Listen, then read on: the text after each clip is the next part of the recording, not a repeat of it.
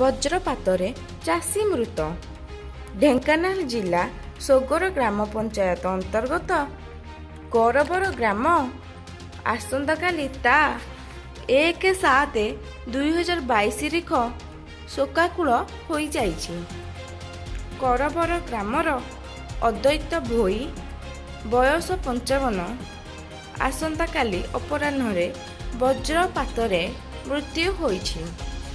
ଅଦ୍ୱୈତ ଭୋଇ କୃଷକ ହେତୁ ସକାଳୁ ଚାଷ କାର୍ଯ୍ୟ ନିମନ୍ତେ ବିଲକୁ ଯାଇଥିଲେ।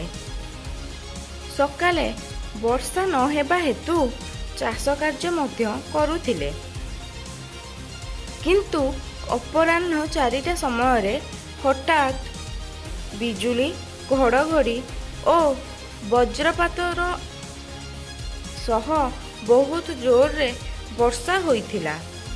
ଫଳରେ ଅଦ୍ୱୈତ ବଜ୍ରପାତର ଆଘାତ ପାଇ ଗୁରୁତର ଆହତ ହୋଇଥିଲେ। ତାଙ୍କୁ ସାଥୀ କୃଷକମାନେ ଗୁରୁତର ଅବସ୍ଥାରେ ଗୋଷ୍ଠୀ ସ୍ୱାସ୍ଥ୍ୟକେନ୍ଦ୍ର ଅଁଳା ବେଣୀରେ ଭର୍ତ୍ତି କରିଥିଲେ, କିନ୍ତୁ ସେଠାରେ କାର୍ଯ୍ୟରତ ଥିବା ଡାକ୍ତରମାନେ ତାଙ୍କୁ ମୃତ ଘୋଷଣା କରିଥିଲେ।